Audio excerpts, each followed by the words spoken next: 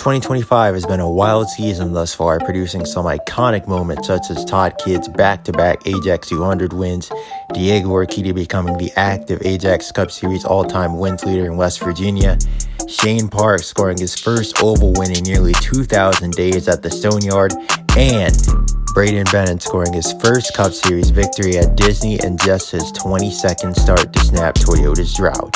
If you want to cop any of those replica diecasts, head on over to Circle B Diecast / Plan B Sales and use coupon code ASCA to get free shipping on any orders $20 or more at checkout.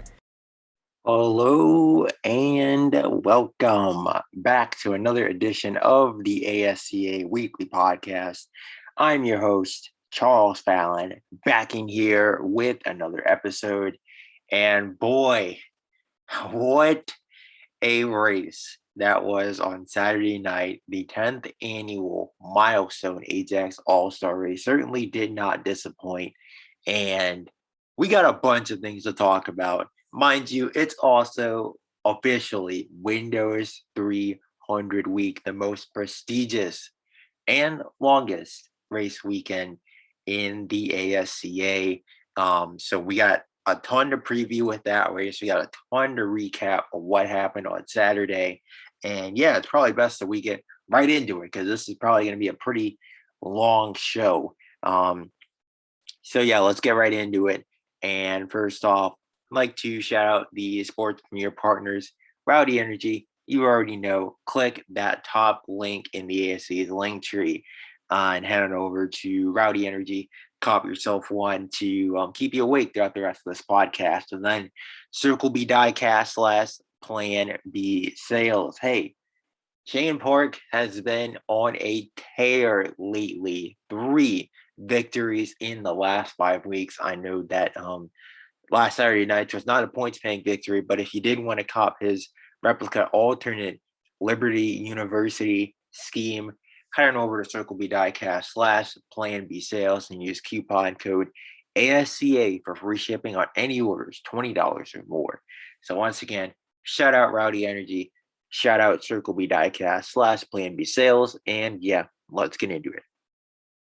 So we just mentioned the 24-year-old Shane Park out of Long Island, New York, and he is on a tear right now. I think it is safe to say that he is officially the hottest driver in the ASCA right now.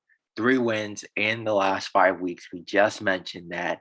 And obviously, we're going to talk about the circumstances that led to him sealing this race win in a bit. We're certainly going to go in depth on that one because that's going to be a topic of discussion, I think, throughout the week, building up to the biggest race of the campaign. And with points actually mattering on Sunday night, you know, it's obviously going to be very interesting to see how the top 2 in the championship, only separated by 1 point, are going to race each other moving forward in the Windows 300 and throughout the second half of the season. But let's not let that distract from last night being Shane Park's night. And he is the 10th different All-Star race winner in 10 years. And really, you just have to credit it to his balls to the wall mentality on the final lap. So obviously, we know that Orkedi and Kidd collided over there in turn 1. Nick Orkedi was running third, but he was running the highline, so he had to check up a little bit. And because Kidd was coming down the track, obviously into the inside wall and then ricocheting back out onto the racetrack, so he didn't really know where to go. Obviously, he's a veteran driver. He's seen these situations plenty throughout his many years in the ASCA. He knows when to check up, and that's what he did right there, you know, just trying to check up and survive because he didn't want to be involved in that accident and potentially make it serious. We have seen injuries at Computer Motor Speedway in the past, and luckily no one was injured in this case, even though there were a couple hard hits between Kidd and Cameron Atwood on Saturday night, but luckily everyone was okay. But Orkedi obviously just checking up, trying to make sure that he can make it through the accident unscathed, and he obviously lost quite a bit of momentum by doing that. And Shane Park, he was full throttle the whole time. He didn't let off. He didn't break. We didn't see any of that out of him. You look at his telemetry. We were able to pull up his data. One of the cool things about the ASCA now is that us pundits get a chance to look at this, and that's going to be key for when we go into the in-depth analysis between Diego Orkedi and Todd Kidd, looking at the telemetry, the data between the two drivers in that scenario, that situation. And he looked at the telemetry for Shane Park. He did not lift. He did not lift at all. Well, he obviously did a little bit heading it in the corner as you need to on 10-lap old tires, but he barely blipped the throttle. He saw a hole open up. He saw the C's part, and he was on it. And obviously made up that gap to Orkedi. Ends up taking the lead off turn 2 down the backstretch. And the rest is history. Park is an all-star race winner. So just an insane circumstance, an insane scenario, and an insane race in general. Fitting that we would see our 10th different winner in 10 years, and it would be come from a guy who didn't lead a single lap all night. I think Shane Park easily did have a top 3 car, top 3, top 4 car. I would say probably the 4th best car all night. I think clearly Diego had the fastest piece in the field. I think that was obvious. He was just, I'll be honest, he did not play the inverts correctly or as well as a Todd Kidd did. I think in that first stage, he probably should have committed to sandbagging, and he probably would have, been on the front row for the second stage. But instead, he tried to work his way through the field, and I get that to kind of see, how fast his car truly was. But once he kind of got knowledge that it was fast, I think he should have let off the throttle towards the end of that first stage and plan better for that invert so that he could strike in the second stage. Because he ended up restarting third on the final restart, and that was the difference right there. Or what was more so the difference was Todd Kidd's insane restart on the outside, which is overshadowed by that last lap incident. But what a job by Kidd on the outside to take the race lead on that final restart. But man, obviously it ends up being all for naught. And like I said, we're going to talk about that in depth in just a few minutes. But as for Shane Park, like we were saying, just what an insane season it's been for he and Ronnie Woods Motorsports as a whole. This is the team's first All-Star race victory since 2017. And mind you, that was also the last time they won the championship with Jimmy Hood. And they also had 2 drivers in championship contention that year, Jimmy Hood and Randall Woods. And it looks like they got 2 drivers in championship contention this year, Todd Kidd and Shane Park. Ironically enough, both Hood and Woods were fighting with Diego Orkedi for the title that year. And now it's Kidd and Park fighting with Diego Orkedi for the title this year. So it just kind of puts into perspective the insane run that Diego Orkedi has been on throughout his ASCA career to date. But this certainly gives that 24 team a ton of momentum heading into the Windows 300. This is a race that Park finished second in last year. He's been hit or miss in it during the past. I think the first 3 years he finished multiple laps down, if I recall correctly, like really, really bad in his first 3 Windows 300 tries. But last year obviously went a lot better. Was running in the top 5 most of the night, finished second. Like, you got to be pretty hyped if you're a Shane Park fan about his chances to win his first Windows 300, especially with the run that he's been on as of late. Like we just said, the hottest driver in the sport right now. Red hot. Nobody can stop that group. And now they're starting to get some breaks to fall their way, which you need to have in order to win a championship. So in terms of the Michigan swing overall, the home state swing, it's Cameron Atwood won at Belltown. Park dominates and wins Michigan, led all 100 laps that week. and then Park steals the Ajax All-Star race, only needing to lead the final lap this time around. But hey, that was enough to get the job done. And for Riding with Motorsports, I think they are the CEO of taking advantage of last lap crashes. We saw that in the Ajax 200 earlier this year with, ironically enough, one of their team cars getting into it with Jared Ayers, Ross Jackson, Jared Ayers. Obviously, that little incident, Todd Kidd ends up taking advantage of that, takes the lead, and wins the Ajax 200. And now we see Park taking advantage of a similar situation between Kidd and Diego Orkedi. So obviously, we've been teasing this pretty much the entire podcast so far, and you can't talk about the 10th annual Ajax All-Star race without talking about what happened between Diego Orkedi and Todd Kidd on the final lap. And again, we've already mentioned this numerous times in this episode so far. Like, this is the story. This is, I believe, one of the most iconic moments in ASCA history. It will go down as one of the most iconic moments in ASCA history. Certainly, one of the most iconic of the modern era, and maybe the most iconic of the All-Star race so far. Although I think that 2023 battle between Chris Barrymore and Cameron Atwood, the CJ Barrymore Racing teammates, and then considering the fall that those two had, I think that's pretty iconic as well. Like I said, just with the fallout and where things stand now between the two drivers. But this was insane. And we talked about it earlier. Diego, I think, clearly had the fastest car. He just did not play the invert game correctly.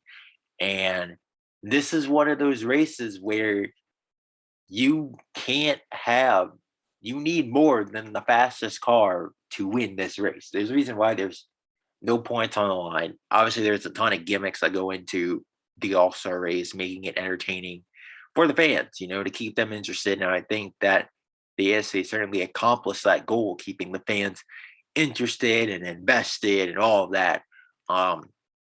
Insane racing throughout the night. And certainly the intrigue, the hype for the Windows 300 right now is absolutely through the roof, which you love to see.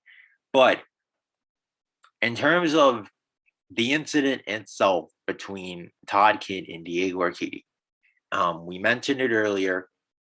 You can pull up the telemetry, you can pull up the data to kind of see what happens in that moment. And I know that Jimmy Hood broke it down, but his breakdown was in 60 seconds. I'm about to go in depth on this and really break down the entire situation, what happened, what went wrong, and really kind of come to a conclusion.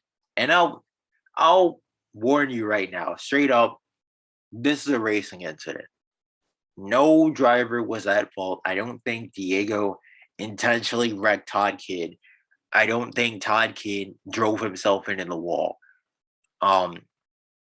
Both drivers were at fault here, and we'll get into that in a second, but it's a racing incident, and at the end of the day, it's an all-star race. No points were on the line. The only position that matters is first. The winner only takes home $1 million. Park does not take the points lead because Orkedi and Kidd wrecked. Now, we'll get into it a little bit later on what the fallout for this could be. How are these two going to race each other in the Windows 300? How are these two going to race each other throughout the second half of the season? We still got two more short track races left in San Diego and Belltown. Keep an eye on that. Obviously, we got two more races left at Computer Motor Speedway. So it's going to be very interesting to kind of see how that plays out, how the fallout goes. So keep an eye on that, obviously. But in terms of this incident itself, looking at the telemetry, Diego Orkedi drove it deep into turn one. And I think that Todd Kidd knew what he was doing, mirror driving and taking Orkedi's line away, because Orkedi, again, had been flying using the top of the racetrack all day. That's where he was making up all the time. You could tell in the telemetry, he just got in the throttle so much quicker than everyone else ripping the fence. So considering that Orkedi obviously had to brake less entering the corner, Todd Kidd mirror driving, taking Orkedi's line away in turn one, the final lap. You best believe, you damn sure best believe that Orkedi is going to bring much less on the final lap, with the only position mattering being first. It was just a recipe for disaster waiting to happen. And to make matters worse, they were on the high lane, so they were right next to the wall. I think on the bottom lane, this works much better for Diego, getting a driver arrow loose. And in case you're new to racing or the ASCA, you may be confused. What does arrow loose mean? Getting a driver aerodynamically loose means taking all the air off their spoiler and basically, causing the back end to slide, the rear tires to slide. I believe in Formula One racing, open wheel racing, they call this oversteer. So it's basically aerodynamic oversteer. So the back end stepped out for Kidd. He lost control because Orkedi had his nose right underneath the spoiler. Kidd had no air, no downforce on a spoiler that he would normally have entering the corner, and he lost control.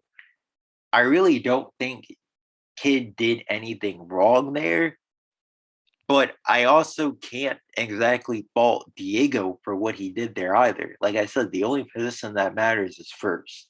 So you're going for it, you're going all out, it's balls to the wall, flat out, final lap. Like, what do you expect Diego to do here? You could say, oh, he could have gone for a slide job. Yeah, but we've seen before slide jobs between Orkedi and Kidd don't exactly work out too well. 2022 and Northern 200 ring a bell. Ironically enough, it was another Ronnie Woods Motorsports car, Jimmy Hood, that won the race that night.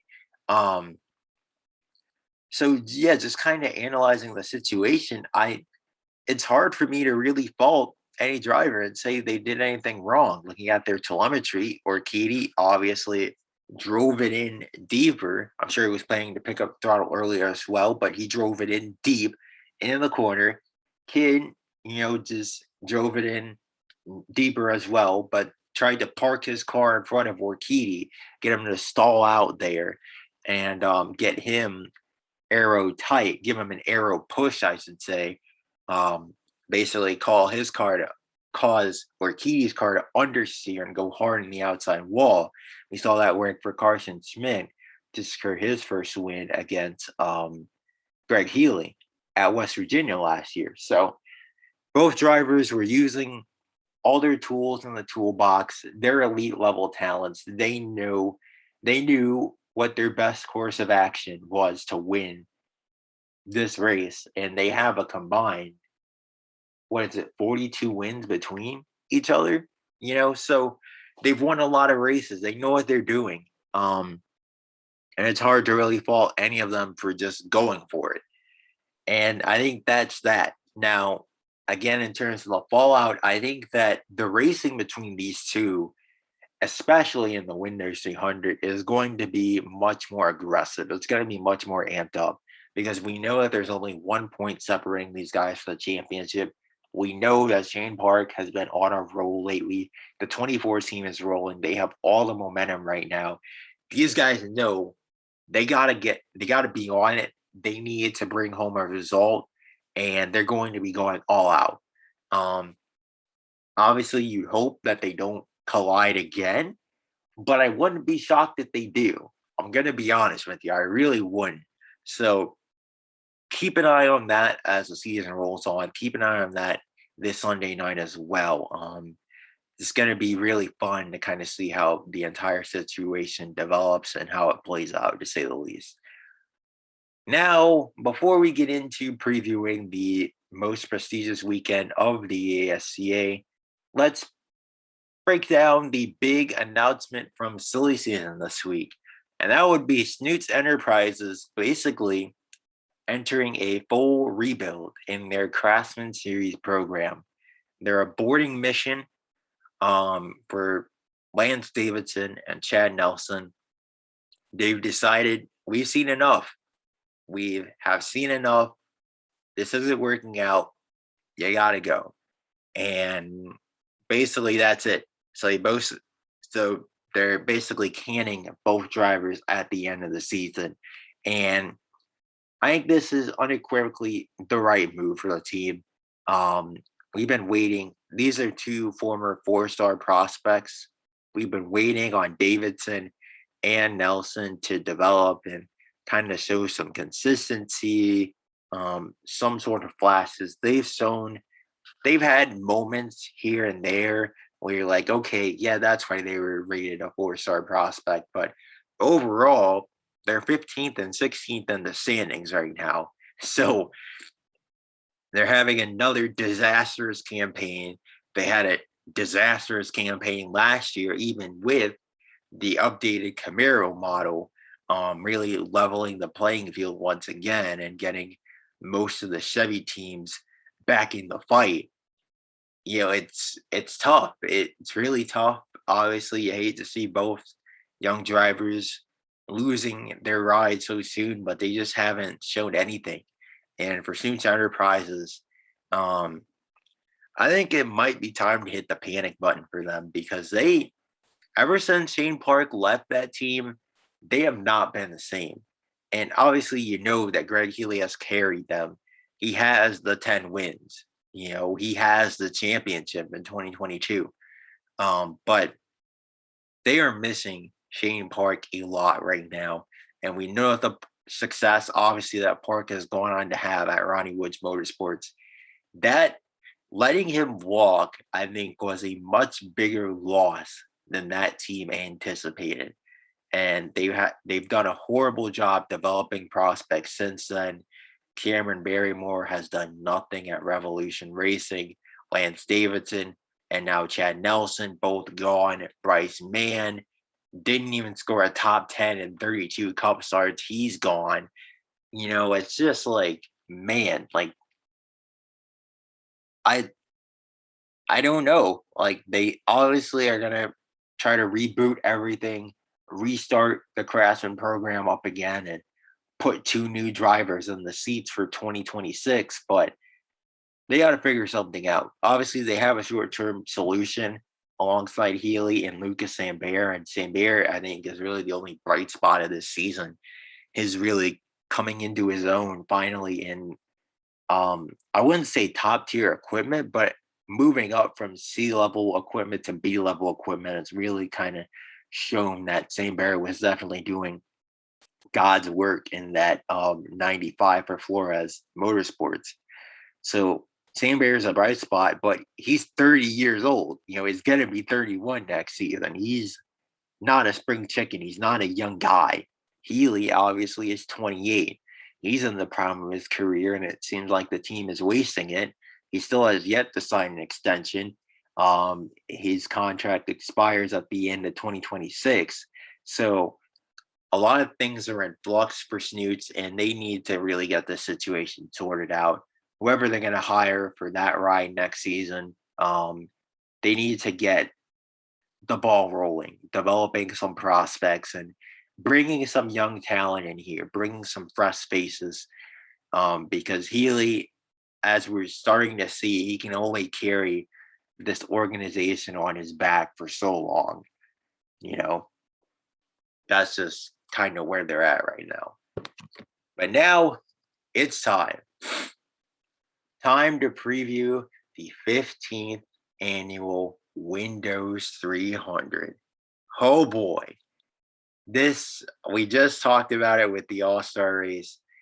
If you're not hyped up to watch the Windows 300, I don't know what you've been watching this season. We already talked a bit about the championship battle, and Diego Orkedi and Todd Kidd are only being separated by 1 point entering this race. Shane Park only 7 points behind, back in third. We just saw the collision that Orkedi and Kidd had. We saw Park. He's now won 3 of the last 5 races. You also consider the fact that there's been 5 different Windows 300 winners in the past 5 years. Diego Orkedi in 2020, Ron Lester, 2021. Greg Healy, 2022. Cameron Atwood, 2023. Todd Kidd, 2024. We're really starting to see these young guys, formerly young guys, they're now veterans now, a couple of them past champions, really start to develop into the superstars that we know that they are, all reaching double-digit wins within the past couple years and adding a Windows 300 trophy to their ASCA resume. So it's going to be an intriguing race. Like we said, the decade has produced 5 different winners the past 5 years. Will we see a 6th different winner? Will we see, again, the big 3, Orkedi, Kidd, and Park? They've won 5 of the 7 races this season. Are they going to be the cars to beat? Or was qualifying more of an omen to what we're going to see qualifying for the All-Star race, that is, more of an omen for what we're going to see this Saturday night? Nick Orkedi making his final Windows 300 start. He was fast. Obviously, probably should have won that All-Star race. Just came up just short at the end due to having to check out for that whole incident. You got a feel for the 2016 champion, 2015 Windows 300 winner. Hard to believe he won this race a decade ago. That was the first race of the modern era. But yeah, does he have a shot to get a walk-off victory in the 300 in his final start? Who knows? Randall Woods. We ask this question every year, it seems like. But recently, ever since the team made the pretty shocking decision, I would say, to mutually part ways with championship-winning crew chief Steve Wallace, Woods had the DNF at the Stone Yard, but then has bounced back. He's finished second at Disney, 6th at Belltown, 2nd at Michigan, 4th in the All-Star race. Now you got to ask yourself, he's 37 years old right now. I get it, but he hasn't been racing like a 37-year-old these past few weeks. Is the 15th try the charm for Randall Woods? This is about the only thing that he has not yet accomplished is a Windows 300. And he's come so close all these years, man. Obviously on a lengthy winless route as well, has not won since 2023. His winless route is about to reach 30 races as we stand if he can't win the 300. So it's going to be interesting. Was qualifying for the All-Star race, is that going to be foreshadowing to what we're going to see? We really don't know. I think things are very much wide open. I think that we're going to see the real deal contenders emerge in the practice sessions, because throughout the race, the All-Star race, you really couldn't tell. Michael White Racing looked so good early, but at the end, when the trophy and the $1 million were handed out, they were nowhere to be found. Then it was Ronnie Woods Motorsports that showed up at Knight's End, but they were nowhere in qualifying. So it's just one of those deals where I think Orkedi Bros Racing, certainly they got to be feeling pretty good about their chances between Nick, Diego, and Carson Schmidt, even though he had a rough night in the All-Star race. They got to be feeling pretty good about their chances. And overall, I just think we're going to be in for a fantastic race. Also got to consider Jesse Price III from Taylor Motorsports coming back over, making another attempt at scoring a Windows 300 trophy. And then Tony Del Valle II, the Craftsman Series points leader, making his Cup debut in the Flores Motorsports number 96. He's only 18 years of age, mind you, making his Cup debut, the youngest driver to do so since Chris Barrymore in the 2016 Ajax 200, if I recall correctly, something like that. Just pretty wild overall. Going to be interesting to see how Del Valle can do, how he stacks up against the big boys. So, going to be a fun night of racing there, but that's the main event, the main attraction, next Sunday night, 8 p.m. Eastern Time. The appetizer to that will be the 12th annual TreatMyPC.com 150. The Craftsman Series is back after a week off, and the past couple races have been dominated by Cup drivers. Luckily for the Craftsman regulars, no Cup drivers entered for the next 3 weeks. And as we've seen with no Cup drivers, we've seen a lot of foreshadowing in this race. The winner of this race has gone on to win the championship the past 4 years. Laquan Scranton, Ross Jackson, Colin Ward, Graham Darty. We could very well see that again with the title fight. Top three only separated by 4 points. You got Del Valle in first, you got Wooden in second, and then you got Aiden Romo down there in third. Again, he's only 4 points back. Wooden only 2 points back. You have Noah Booth making his second career start. And then you've got Kane Dunham, Kyler Harrow, and he's from the ADRS, and then Jordan Reynard all making their ASCA debuts in this race. So a lot of different storylines, a lot of different toss-ups, a lot of unknowns heading into this weekend, I think, for both series. And that's what makes this race weekend so fun. We're really not going to know much until cars pound the pavement for opening practice on Friday morning for Craftsman and then Friday afternoon for Cup. So making picks and predictions is going to be pretty hard for this weekend, but I'm going to try. The TreatMyPC.com 150. Give me Tony Del Valle II, man. This kid's been ridiculous this season. He's finished top 3 in every single race. He's not DNF'd. He won pole position in his debut race for the TreatMyPC.com 150 last year. Led the opening 45 laps, I believe. Something like that. 45 laps or something. 44, 45 laps. Point being, Del Valle is going to win this race, and he will likely go on to win the championship. And I think he, instead of Graham Darty, everyone's talking about Darty, and obviously this is the point where he kind of made that run last season to win the title.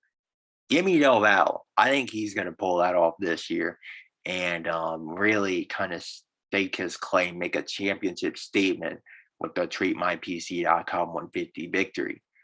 Then as for the Windows 300, this one is a toss-up, much more up for grabs. I think it's going to be a dogfight between the 3 main powerhouse organizations of the ASCA. Ronnie Woods Motorsports, Orkedi Bros Racing, and Michael White Racing.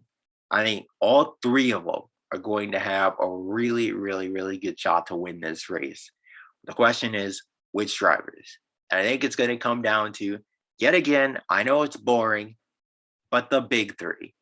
Diego Orkedi, Todd Kidd, Shane Park. That's who it's going to come down to. Who wins this race? Give me the 4-time champion, man. He's the all-time Windows 300 winner for a reason. Obviously frustrating to lose the All-Star race that way. Saturday night, he's still pissed off about it. He's leading the championship by only 1 point. If there's anyone who's best at making championship statements in key critical situations, it's Diego Orkedi. I think he wins the 15th annual Windows 300. He won the 10th annual Windows 300. He won the inaugural Windows 300. He wins all these milestone Windows 300 editions, man. Why wouldn't he win the 15th? That's my take. That's my perspective on it. If you disagree with it, leave your picks and predictions in the comments below. But yeah, that's it for this race weekend, man. Wild one for the All-Star race, previewing the Windows 300, TreatMyPC.com 150. It's going to be a long but fun weekend of racing. Remember, we're racing on Saturday and Sunday this week instead of our normal Friday and Saturday race dates. So I can't wait for it. I'm looking forward to it. Hopefully you guys are as well. And yeah, this is Charles Fallon signing out for another edition of the ASCA Weekly Podcast.